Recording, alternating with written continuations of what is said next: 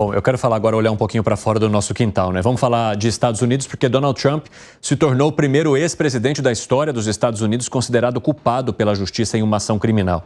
O júri considerou Trump culpado em 34 acusações de falsificação de registros empresariais para encobrir pagamentos à atriz pornô Stormy Daniels. Após o veredito, o Donald Trump classificou o processo como fraudulento, vergonhoso, também acusou o governo Joe Biden de estar envolvido nessa condenação. E, após o resultado, Trump voltou a se declarar inocente. Vamos acompanhar.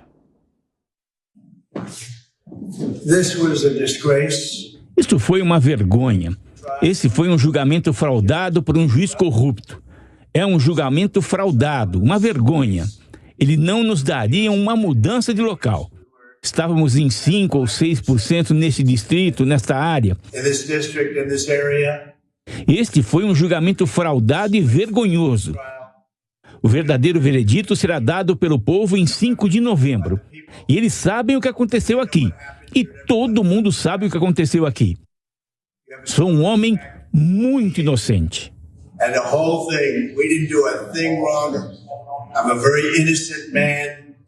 Hoje mais cedo, em declarações ali à imprensa, o Trump disse que adoraria ter testemunhado, só que seus advogados decidiram que seria melhor que ele não falasse. Ele ainda chamou o juiz de tirano, o acusou de crucificar as testemunhas de defesa. No discurso, Trump também voltou a criticar a política migratória de Biden, se disse contra a entrada de imigrantes nos Estados Unidos e mencionou a Rússia 2 vezes de maneira positiva. A questão é que essa condenação de agora não impede que Donald Trump concorra às eleições, então a gente precisa entender de que maneira que isso vai repercutir para o seu eleitorado. E por isso que ele colocou, a resposta vai ser dada ali em novembro. O que você enxerga de próximos passos nesse processo que envolve o ex-presidente dos Estados Unidos, que quer tentar se tornar dono da cadeira mais uma vez, hein, Gustavo Segré? Eu nunca ouvi ninguém que tenha sido sentenciado que diga o juiz estava certo e eu estava errado e eu fui pego no flagra, então eu aceito a sentença do juiz. Ninguém falou isso até agora, muito menos presidente. Aqui no Brasil a gente tem um exemplo, já aconteceu isso, não me chamaria a atenção que Donald Trump ganha as eleições presidenciais e isso pode ser tomado eleitoralmente como um reforço ao eleitorado do Trump que possa acreditar naquilo que ele está dizendo. Tudo isso foi gerado para me tirar da carreira presidencial, o que a lei americana prevê que não vai acontecer absolutamente nada. Mas ele vai defender, ele sabe, é muito esperto com isso e vai tomar isso a seu favor para tentar reverter uma questão eleitoral. A dúvida é, e se ganhar as eleições, o que acontece? E aí, Jackson? A imprensa americana, Fox News principalmente, tem aqui uma manchete dizendo o seguinte: veredito de culpa de Trump revela um partido democrata que fará quase tudo para vencer. O lado dele já assumiu a posição de defesa dele, inclusive na imprensa. E mais, alguns também do outro lado começaram a entender que esse é um jogo meramente político.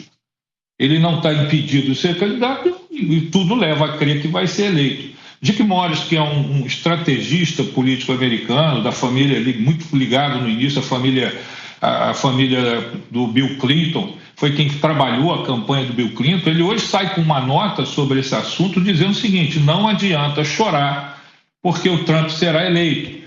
E o Dick Morris indica o seguinte, com mais força ainda, diz assim, ele confirma que esse juiz tem envolvimentos com os democratas e por isso tomou essa decisão. Uma filha do juiz trabalha com os democratas.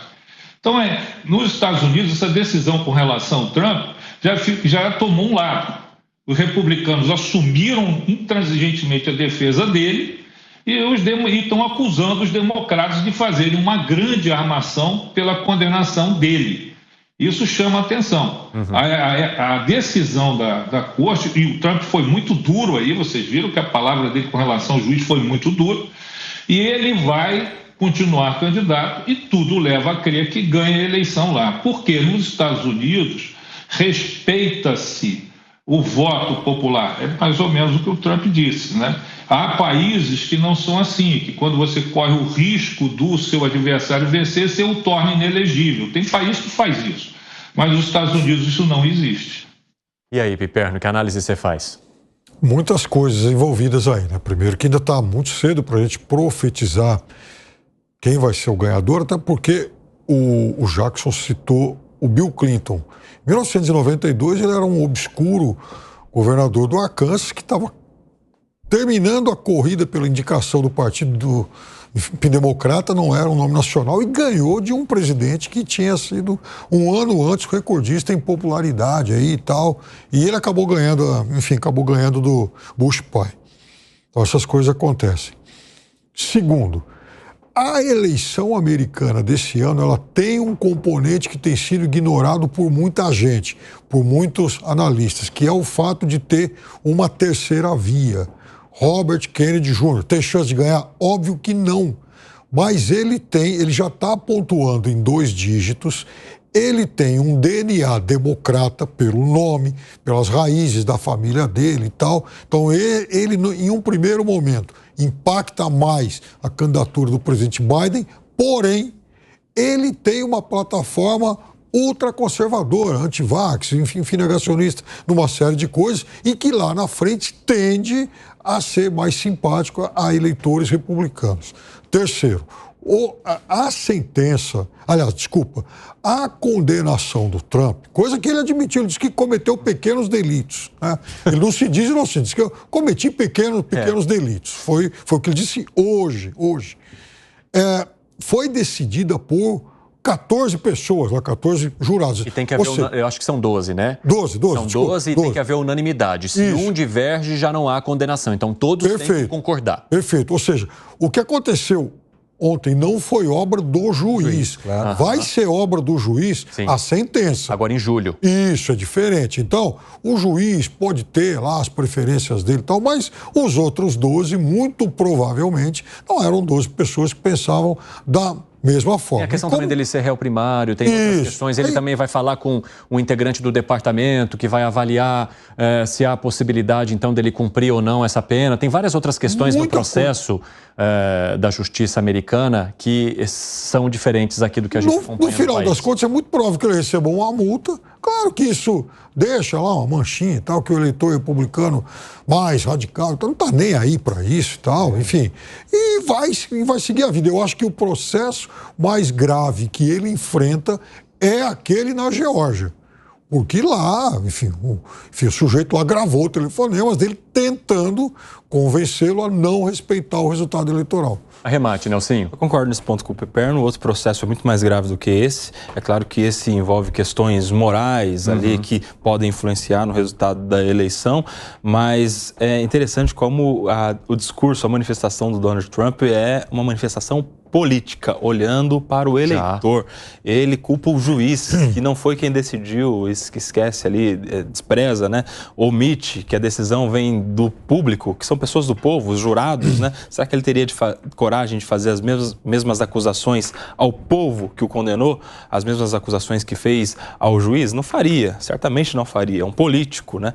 Mas, naturalmente, é um fato histórico marcante. O primeiro ex-presidente a sofrer uma condenação criminal. Não sei se este processo em específico vai gerar tanto resultado nas eleições, politicamente. Ele está tratando politicamente porque sabe que, de alguma maneira, ele tem como sair ali pela tangente, usar o argumento da vitimização, da perseguição, e isso às vezes dá certo. A gente vai precisar acompanhar os próximos meses.